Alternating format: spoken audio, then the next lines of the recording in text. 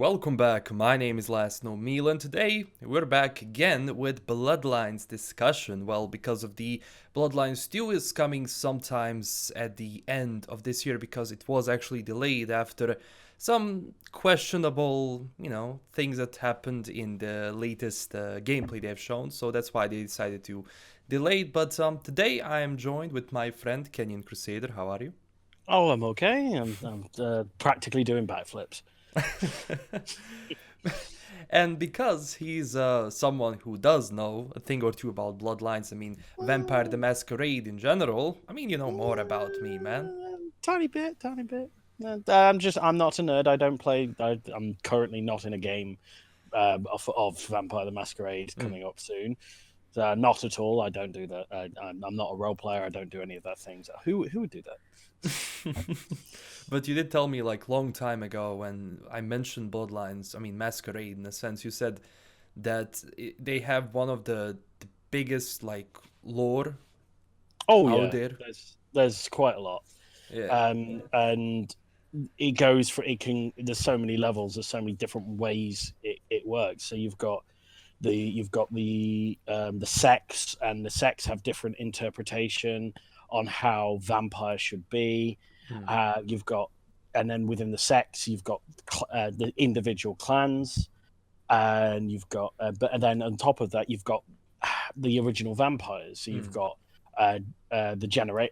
So you could be, if you've played Vampire the Masquerade, this will make sense. Probably not to you, Last Known, but this will make sense. So, for example, you could play a Toreador who is Generation 8, but only 10 years old in terms of a vampire.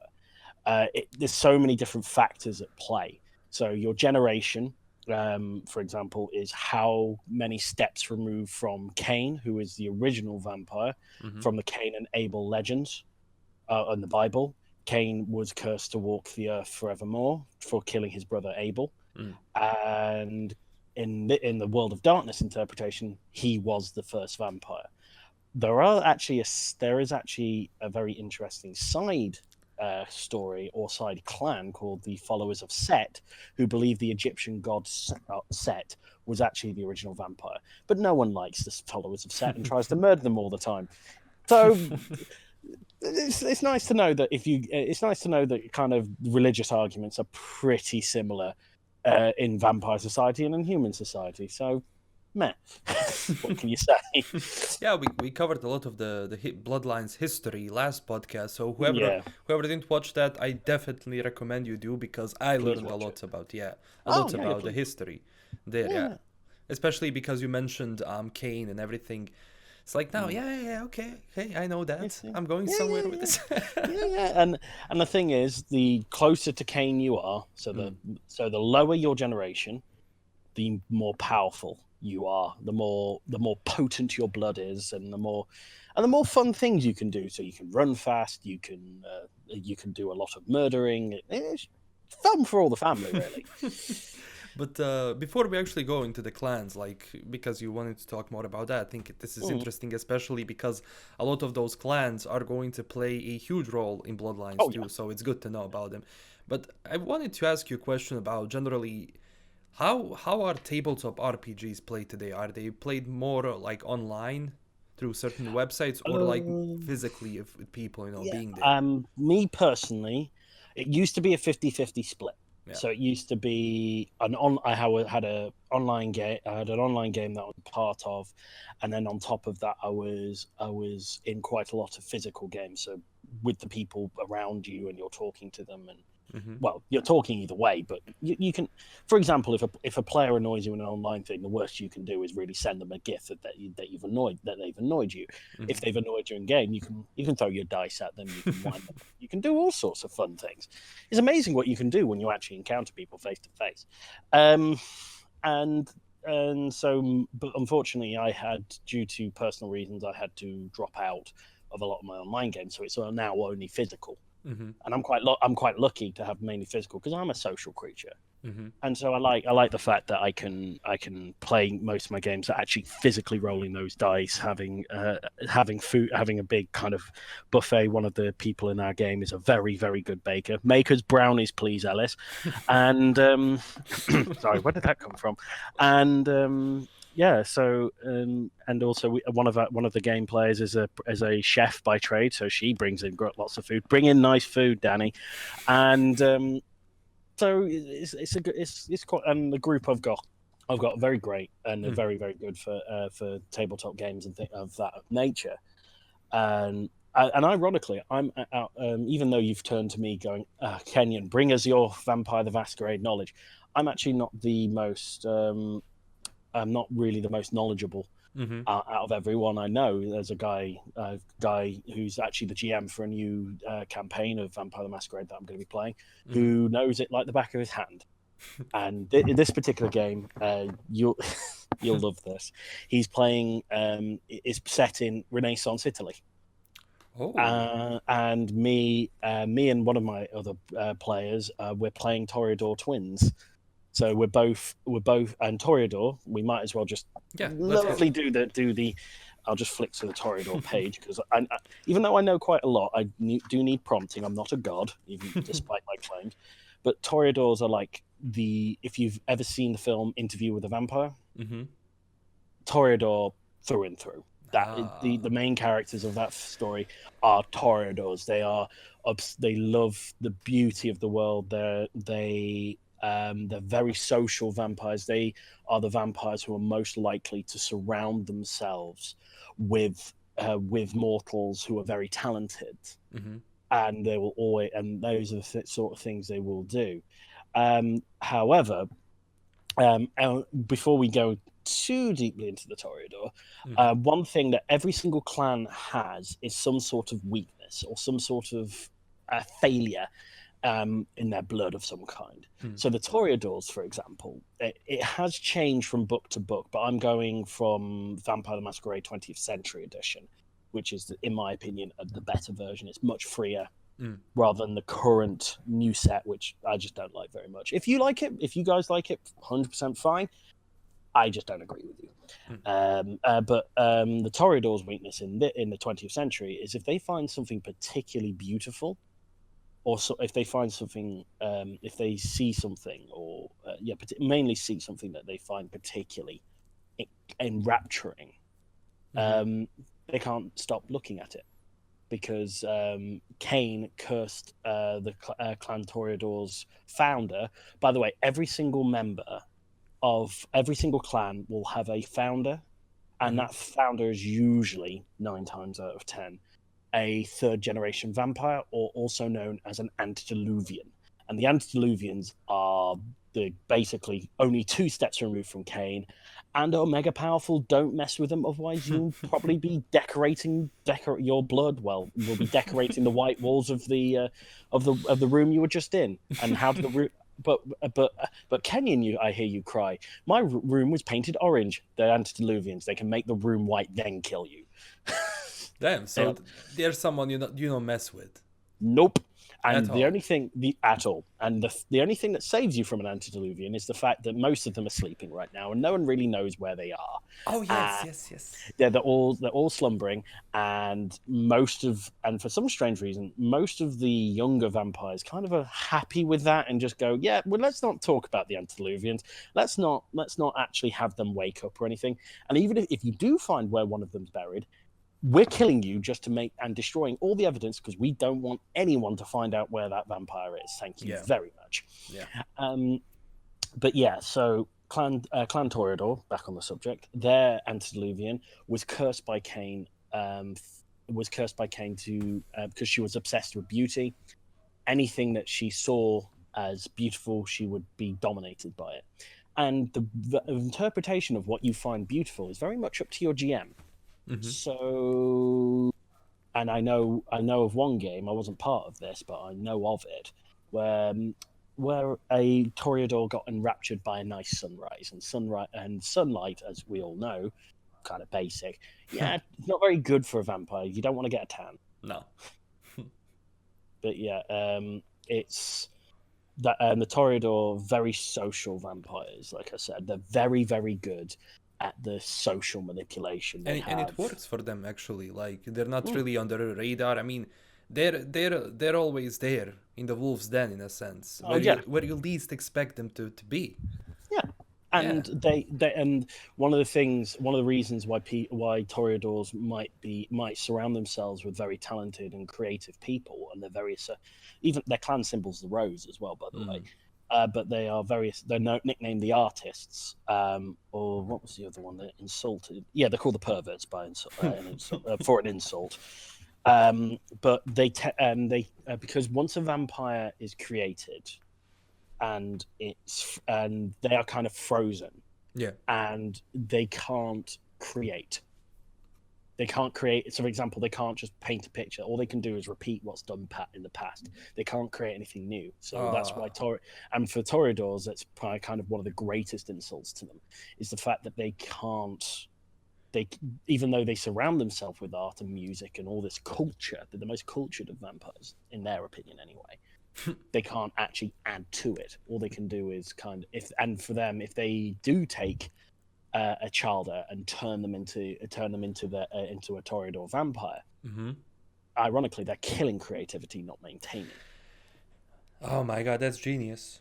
Yeah, that's genius. It's a blessing and a curse. Yeah, your biggest strength, also your biggest weakness. Damn. Yes. We'll move on. We'll go from beautiful to ugly, I think. That's actually perfect.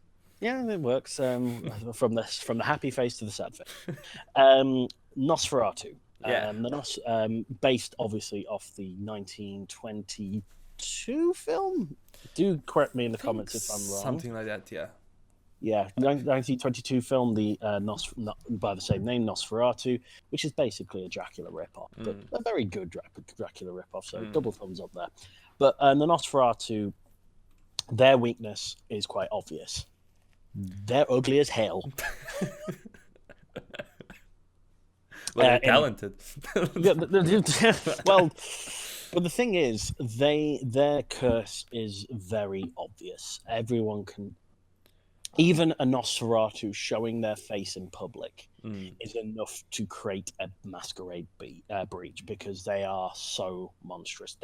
They retain very few bits of their humanity in terms of looks, and even if they look vaguely normal, quote unquote, they retain some sort of unnaturalness about them.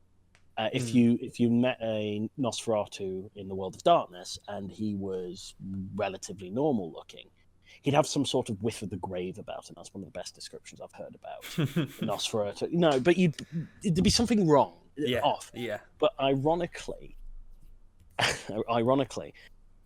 they make, because of this, they are actually some of the best survivors and some of the best spies. Because one of the reasons that Nosferatu can be embraced for a number of reasons, but one of the most cruel and nasty reasons why Nosferatu can embrace someone is that they see someone who is beautiful and you'd think they'd be embraced by a Toreador. So someone who ticks all the boxes for a Toreador, some socialite, for example. I wanted to actually GM the game for a Vampire the Masquerade game, and one of my players was this Parisian noble, and she'd had all these parties and this, that, and the other, and then everyone and he actually this was the genius way he did it. He described how his character was as a human before revealing the fact that he was who embraced him. And then he revealed, all of us thinking, so I've got a Toreador, I've definitely got a Toreador. Then he turns around and goes, actually, no, it's a Nosferatu. That's genius. And it's like, what? And that's part of the cruel trick or the cruelty of a Nosferatu. Sometimes they'll take someone who is defined by their looks and drag them down to their level. But if shit hits the fan, then they're gonna be longer survivors than they always have been. Yeah, they always have been. Even I mentioned in the last podcast the Nosferatu in the modern setting. I've Yeah. cherry-picked bits of the modern setting that they've taken. They had this website or kind of forum where vampires all gathered. The Nosferatu were behind it, and it got compromised by the Inquisition, or the Second Inquisition. And the Nosferatu knew about this ahead of time, didn't tell anyone else except for their own people. And then by the time they'd got out, everyone else was they left everyone else carrying the can. And if Vampire the Masquerade, your own survival, and even you mentioned earlier, like how do the physical games play out? Yeah. It's one of those very interesting Vampire the Masquerade, and I really hope the Bloodlines video game captures this. Is that there's in D&D, for example, a lot of people you're the hero, there's very little interplayer conflict. Usually, 9 times out of 10, you're working against something else. While in Vampire the Masquerade, and hopefully in Bloodlines, every single person involved has got their own angle, playing that angle, and there's a lot of politics, and there's a lot of maneuvering, and a lot of people trying to get one over each other.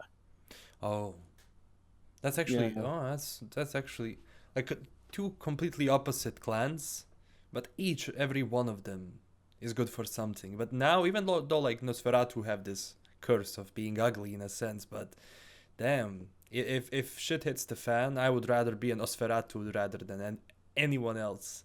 Yeah, they tend to have this awful habit of being on the winning side. Yeah, they're nicknamed the Uglies for some strange reason, but the more insulting. But they also take it as a compliment, depending. They are also called the cockroaches, because even a cockroach can survive a nuclear war. I was just about to say that. Yeah, they can survive anything. You can guarantee the 2 things that will survive a nuclear apocalypse: Nosferatu and cockroaches. And yeah, they Nosferatu are very, very they're very they have a lot of powers related to animals and invisibility, and also surprising a lot of strength.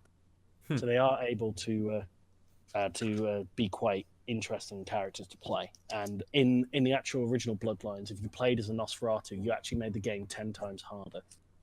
Than because if you showed your face, you turn the game from a kind of social game into more of a stealth game, kind of more along the lines of Thief and those classic games. Yeah. So yeah. Damn. So far you just seem to be very drawn to the Nosferatu, I think. Yeah, interesting. But let's see the others. Okay. Is this like which school do you want to go in, son? Well, I still want my 10%. Any money this makes, I am coming for you. I'll give you a hug, but then I'll ask for my money. So we'll next deal with the Bruja, or Bruja, if you want to be if you want to be lazy and call it that. But the Bruja/Bruja, they're known as they're the anarchists.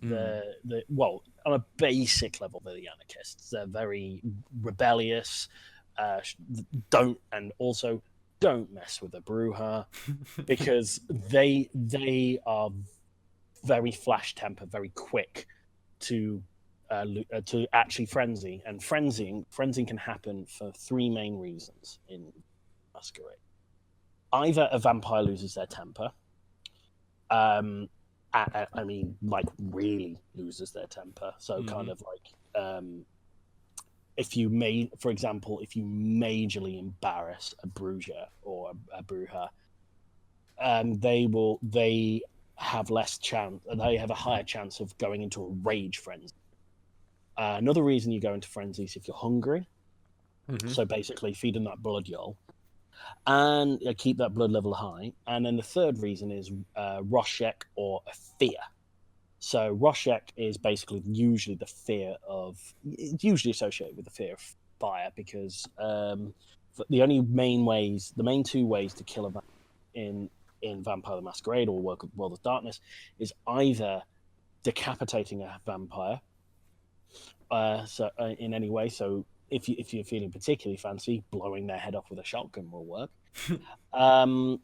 Or burning them. Oh, yeah. And also sunlight. Those are the main three. Does the cross in the heart still work? Crosses when wielded by someone with faith. So, for example, if I wielded that cross and pointed at a vampire, I'm going to turn into a neck snake. Well, because I don't have faith.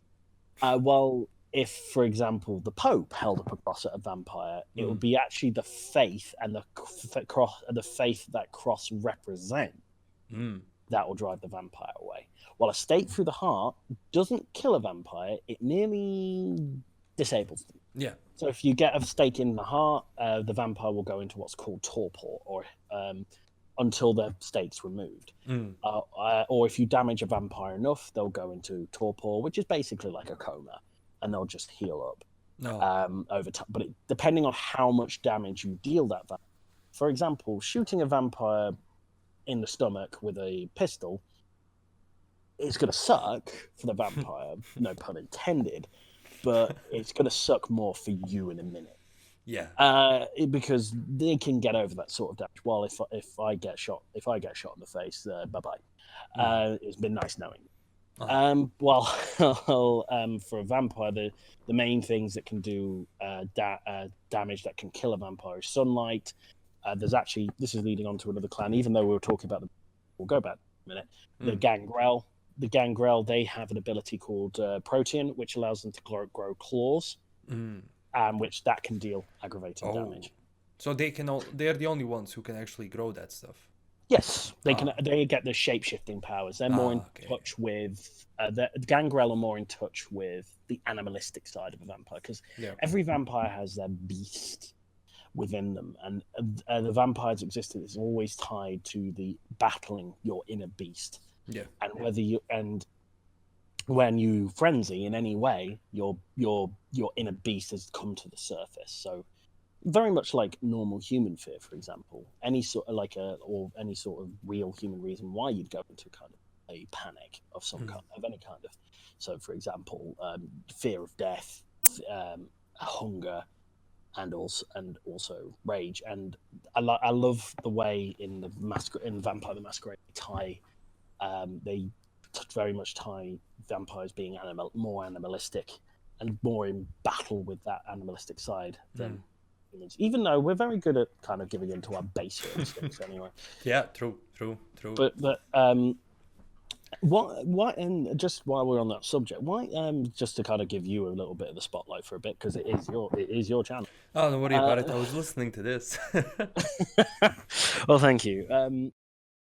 With the Bruja, like I said, just never with the Bruja. Ironically, if you do walk up to a Bruja and go, "Hey, Bruja, why are you so bad-tempered?" You're likely to get smacked in the face very hard.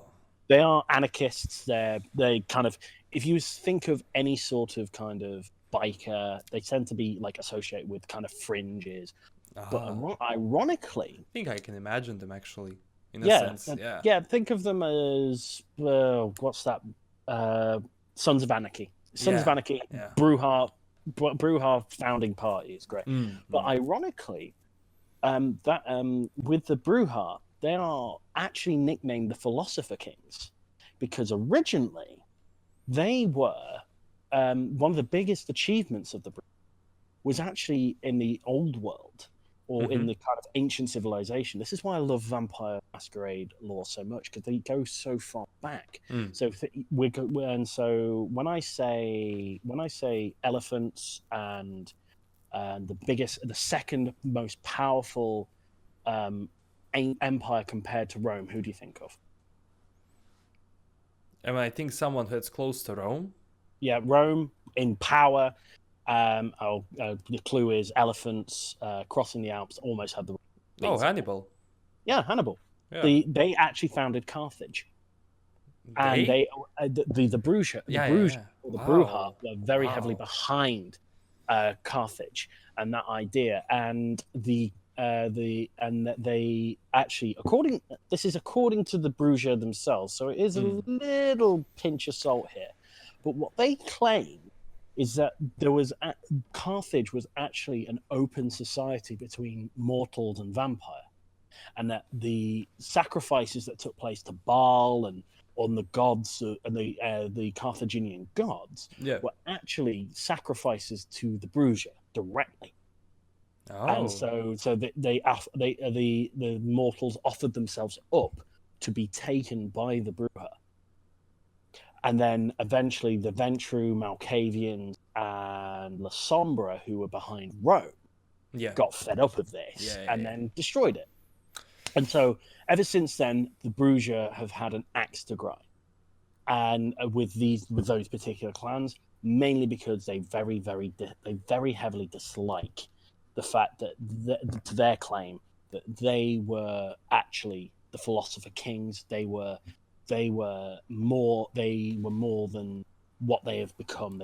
They've fallen so far compared. While the Ventrue, who is look at these transitions. I'm paying extra for them. The Ventrue, who are known to this day as the ruling elite, they're the ruling class of vampires.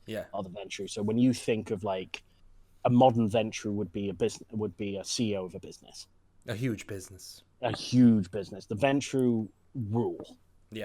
They believe that the crown is theirs to bear because they're the only ones who can take the burden. So are they stronger than the rest, in a sense? Do they have more connections? They have a lot of political connections, but all clans have political connections, and this is more a general clans. So you do but Ventrue typically get access to social powers again, but they use them in a kind of more aggressive way than the Toreador. The Toreador will surround themselves with like-minded individuals, while the Ventrue will gather useful people. But once again, this is very generalized, but this is what tends to happen. So 9 times out of 10, when you prince or a ruling vampire of a city, particularly if the Camarilla are in charge, the prince is usually a Ventrue, or there is a Ventrue somewhere on the kind of ruling council somewhere, advisory side or something. At the very least, wherever there's power, you can guarantee there'll be a Ventrue somewhere involved in it. And the smarter ones are the ones not sitting on the throne, but that are the power behind it. That's actually good for people who actually go into the game. Like, pay attention to where you are in the world.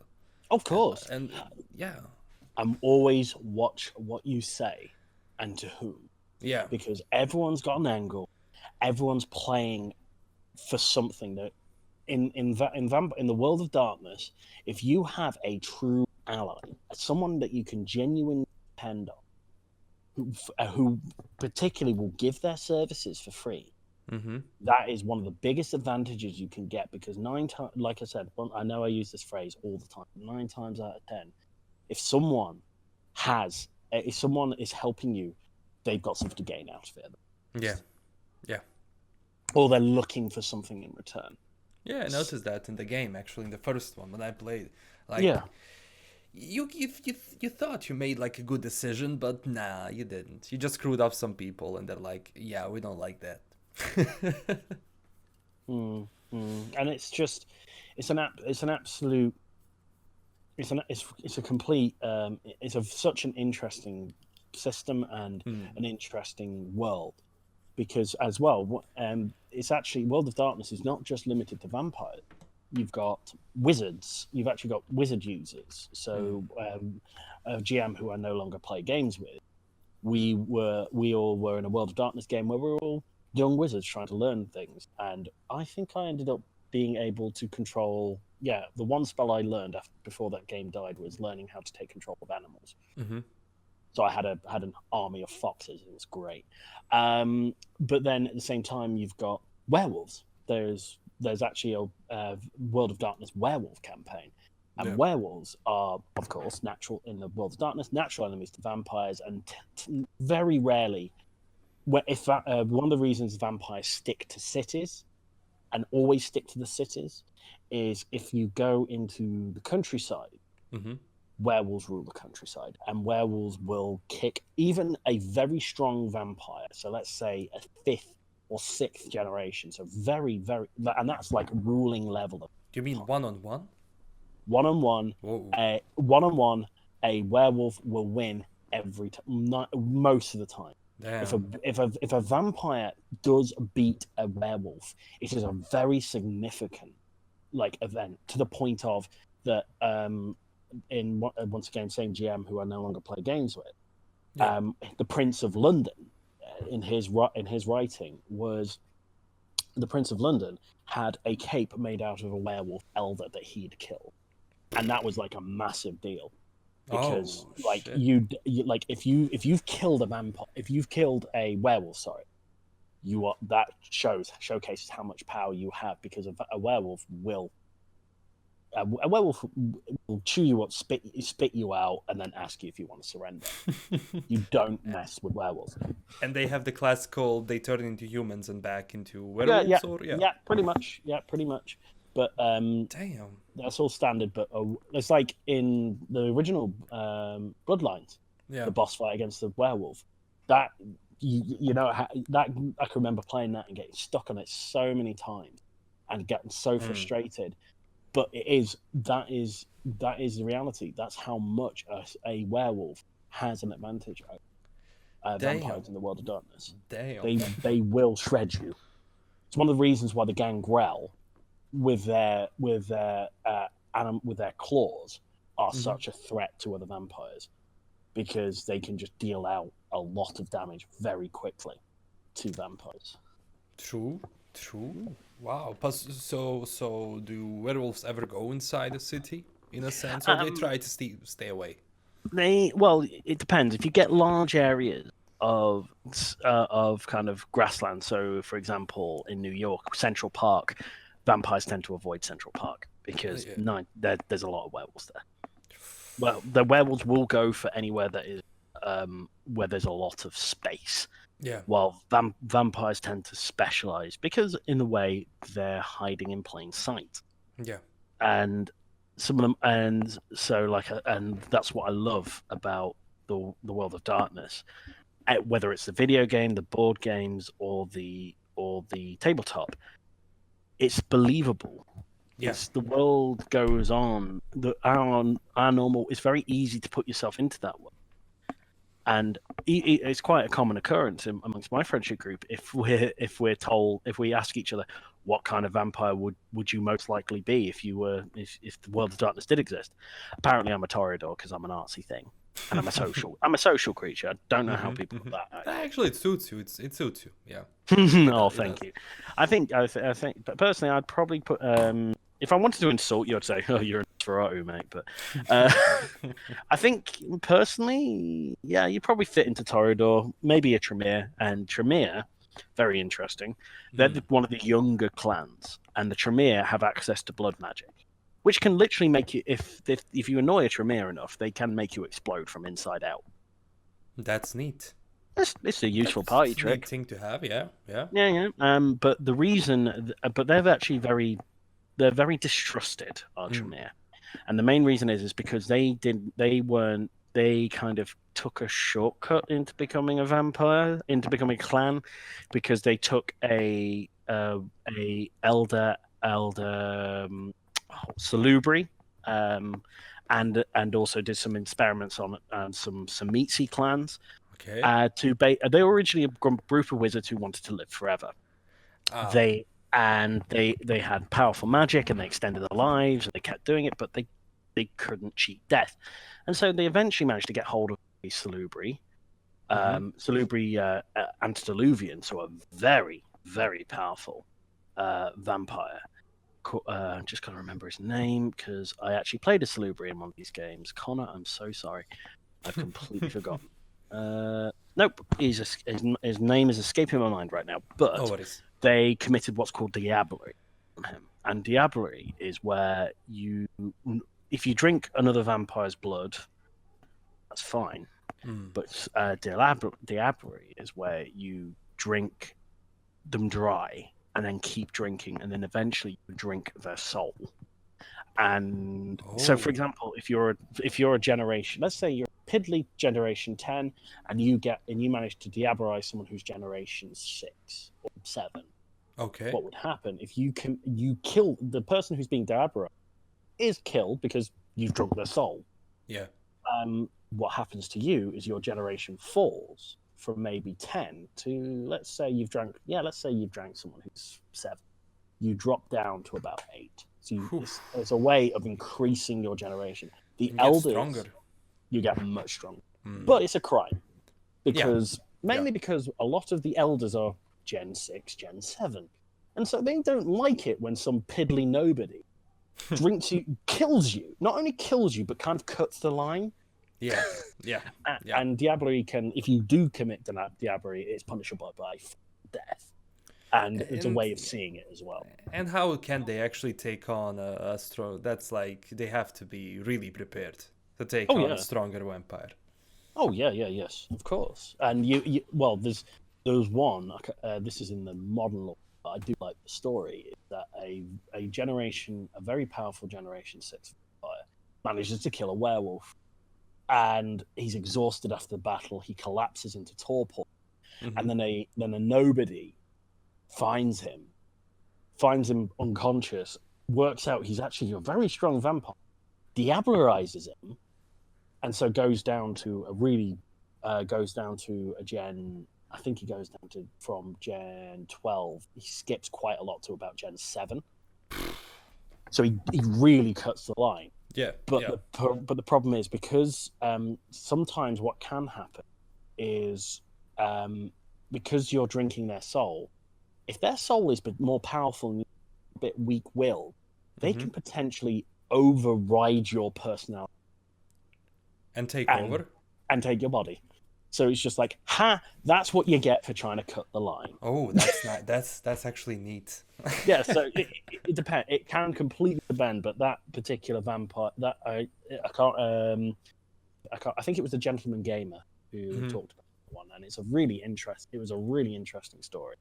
And my Vampire the Masquerade lore can't, unfortunately, as much as I want it to be like all-knowing and all-powerful, I can't.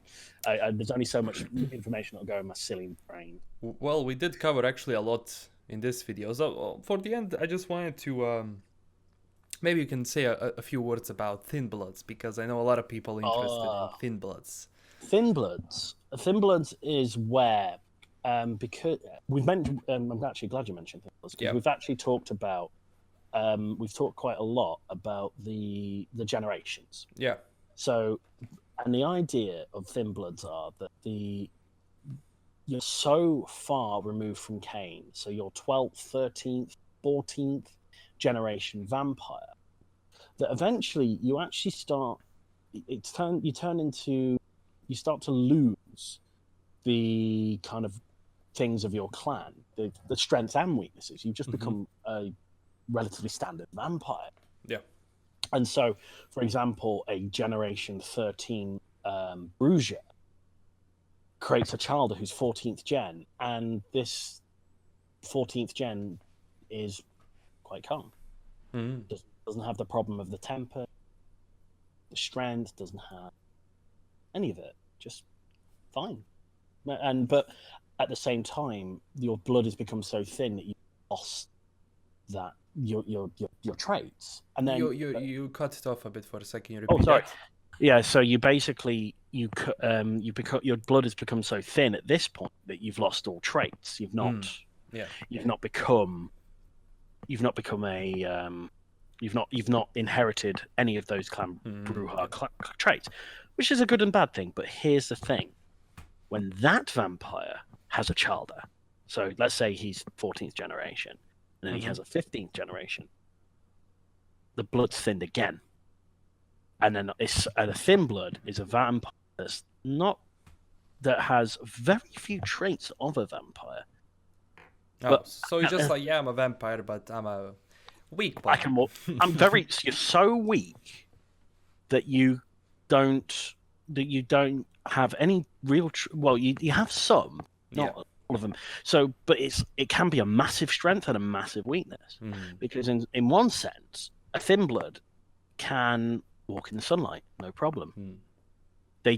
But at the same time, maybe they don't get the fangs. They don't get fangs. So they have to find out alternative ways to have blood, or they don't even need blood at all.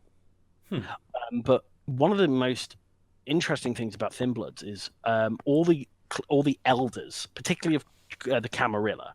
We've talked quite a lot about the clans, but the Camarilla are the kind of main rule-structured vampire sect who are mainly ruled by the elders, and the elders are terrified of Thin Bloods because Thin Bloods are once again a symbol of the return of the antediluvians. In the Book of Nod, it is stated when Cain's blood becomes so thin, yada yada yada. I don't remember the exact text, but one of the things is mentioned of Thin Bloods turning up, and Thin Bloods arriving were so feared because they were seen as the harbinger of the end times for vampires, or Gehenna, or the culmination of the great game. And when the antediluvians return, they will feast on everybody, top to bottom.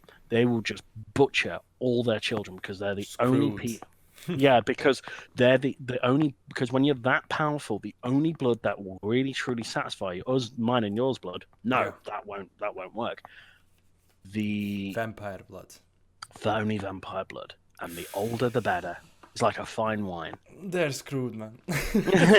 But one other thing about Thin Bloods is, yes, they can pick, and when you create a Thin Blood, you can actually, when you can play as a Thin Blood, pick and choose what strengths you have, which allows you to skip vampire weaknesses, but then you get a more human-esque weakness. So, for example, I can walk in sunlight, no problem, but when I don't get the vampire resistance. So if I get shot with a 38 caliber revolver and it's in the right place, I'm still going to die. And so that's the thing. But they get access to what's called Thin Blood Alchemy. Thin Blood Alchemy is where a Thin Blood, if they drink the blood of a Bruja, they get the traits of a Bruja because they're kind of like a blank slate. They can imprint themselves onto certain types of vampires. So, for example, if a Thin Blood imbibes Tremere blood, they get some access to blood magic for a little bit. Yeah. Or if they imbibe the blood of a Nosferatu, they get maybe a little uglier, but at the same time, they probably get the strength of a Nosferatu, the ability to camouflage themselves like a Nosferatu. They get a lot of the clan strengths. And then their weaknesses are temporarily put on hold, and only Thin Bloods seem to be able to do it. No one else can. So let's say you've got a sixth generation Ventrue, who's very, very powerful. He's going, that Malkavian looks nice. I might want to have some of the traits of a Malkavian. He can't do that, while a Thin Blood can pick and choose what vampiric powers he wants. Ooh, that's actually good. Temporarily. That's good. That's useful. Very useful. Ooh, yeah. So even they who are like considered one of the weakest do have some strengths that others don't. Yeah, everyone has that, and it's one of the things I particularly love about. I love about the World of Darkness. There's usually a cost to everything. Everything has a drawback, but you always have an advantage of some kind.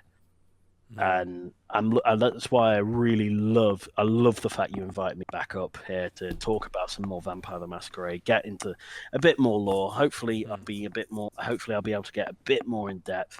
Like I said, I put myself up to you commenters. I'm more than happy to see what they can do.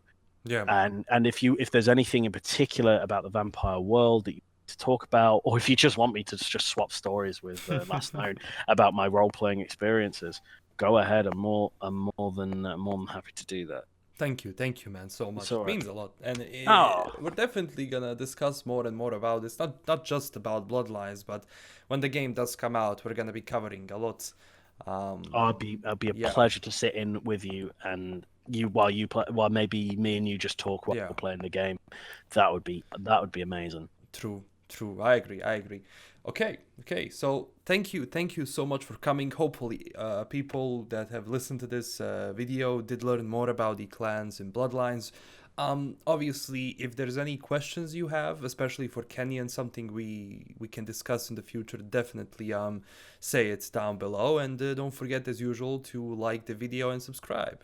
So yeah, and by the way, one more thing, Kenyon does have his Instagram account because he's also a cosplayer, so I do recommend checking it out. Have you been uploading? I have not been uploading. There's a giant pile of photos that I need to upload at the minute because I've actually gotten back after my small hiatus. I got back into the cosplay scene again. I've upgraded my black mask, which has now got a. This sounds so weird for non-cosplayers, but I'm so excited about it. I've now got a nice new waistcoat for the cosplay, and a briefcase, which makes me very happy to have the briefcase. Yeah, and as well, that's good. Yeah, it's a love. If you want, you can. I'll remind you of the photo credits. You can upload those as well, and I'll be uploading them to my Instagram when I get a chance. I've got sure thing. Going on at the minute, as you're aware. But the other thing is, I've actually debuted a new cosplay. My Star Wars TIE Pilot cosplay is now officially. I'm now allowed to officially run around in that. And then I've got a Comic-Con coming up where I'm planning to play a nameless ghoul from the band Ghost BC, which I'm totally not obsessed with. Anyone who knows me, that you're wrong. I'm not obsessed with that band. And finally, this is the most interesting thing, and this is something I haven't actually even told Last Known, so I wanted to kind of sneak this on him. I've been invited to, as part of my Cosplay Legion, they're kind of branching out in different projects, and they've asked me. I've actually officially auditioned to be a part of a horror movie they're recording. Nice. So yeah, I'm not a monster. I don't have it in me to murder yet.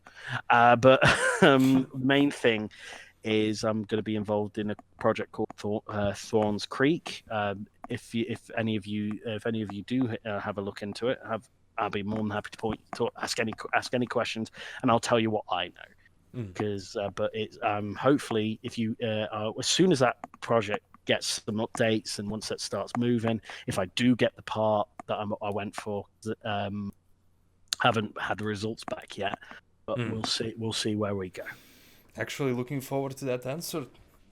man, good luck. I mean, might as well, not the podcast, it's just me podcast today. No, actually that was the main reason of this video was for you to talk, because I don't know much about those clans as you do, obviously. So thank you once again for coming. No, thank you for having me. Yeah, and we'll definitely have more. So everyone, do everything I said. Check out the Instagram as well. All the links are gonna be down below. And that's pretty much it. This is LKM signing out, and stay classy, everyone.